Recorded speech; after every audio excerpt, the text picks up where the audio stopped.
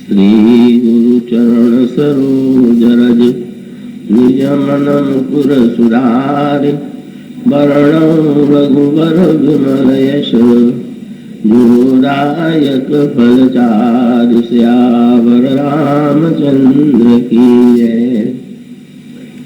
राम कथा मंदाकिनी चित्रकूट चितचारु तुलसी सुभग स्नेह बन सिय रघुवीर विहार। श्री राम कथा रस के पिपासु महानुभाव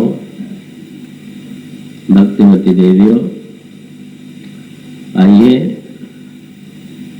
अब पूरी तन्मयता और एकाग्रता से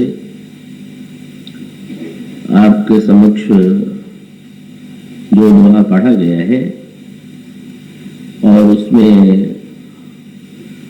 कथा के तत्व की ओर जो संकेत दिया गया है उसे हृदयंगम करने की चेष्टा करें।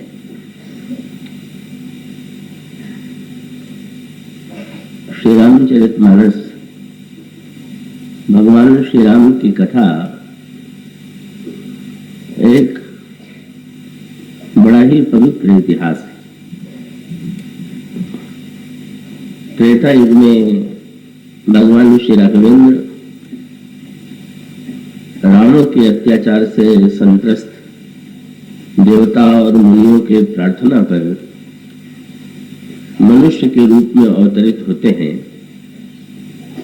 और रावण का वध करके उनके द्वारा राम राज्य की स्थापना की गई।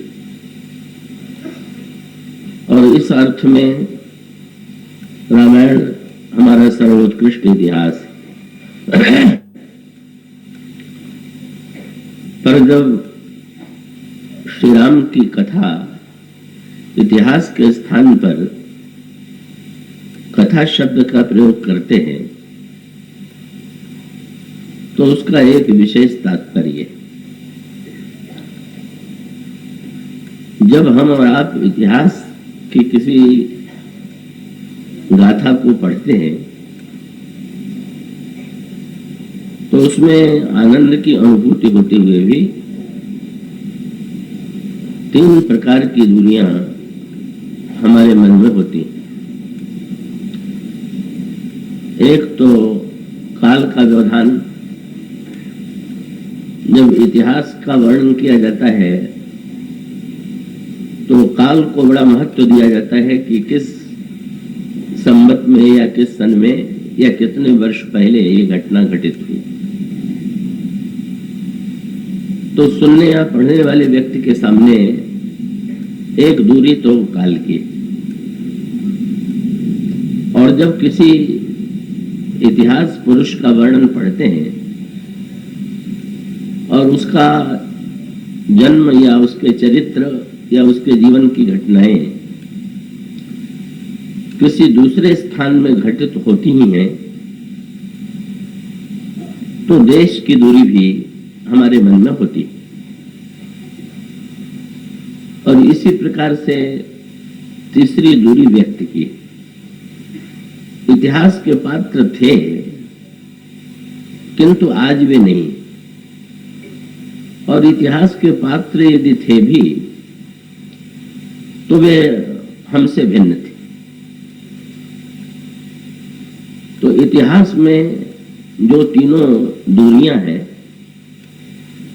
उन दूरियों के निराकरण का कार्य कथा के द्वारा होता है।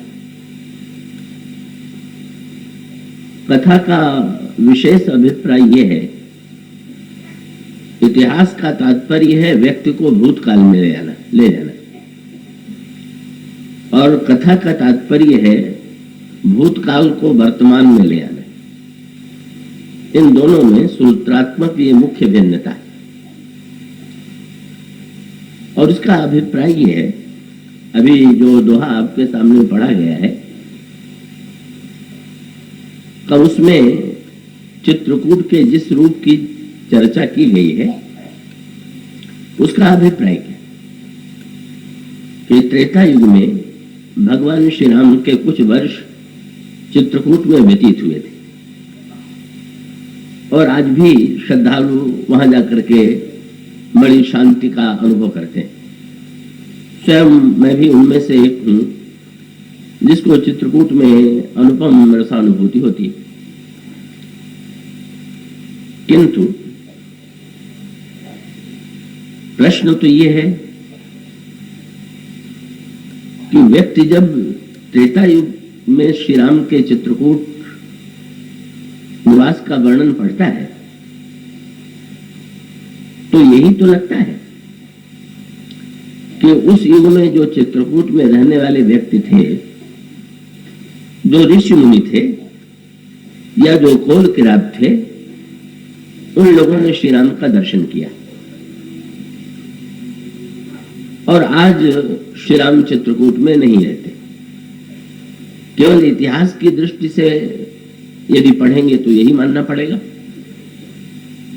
गोस्वामी जी से भी कभी कभी यह प्रश्न किया जाता था। गोस्वामी जी की भी प्रेरणा का केंद्र जो था वो चित्रकूट था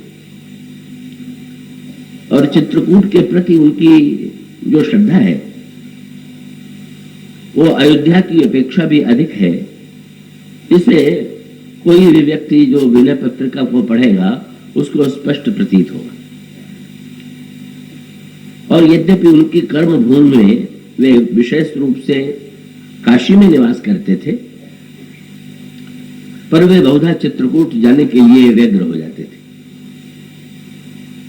और वो जो उनकी व्यग्रता है वो विनय पत्रिका के पदों में प्रकट होती है।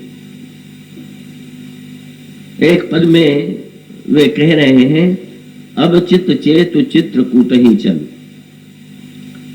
कोपित कलि लोपित मंगल मग, बिलसत बढ़त मोह माया मल, भूमि बिलोक राम पद अंकित, बन बिलोक रघुबर विहार थल, शैल श्रृंग भव भंग हेतु लक, दलन कपट पाखंड दम बदल, जह जनमे जग जनक जगत पति, विधि हरिहर प्रपंच स्वार्थ छल, सकृत प्रवेश करत जहि आश्रम, विगत विषाद भय पारथ नल, न करु विलंब विचारु चारुमति, बरस पाछले सम अगले पल, और मंत्र सुजाई जपई जो जप भे, अजर अमर हर अचई हलाहल, राम नाम जप जाग करत नित, मज्जत पय पावन पीवत जल, और करिहे राम भावतो मन को,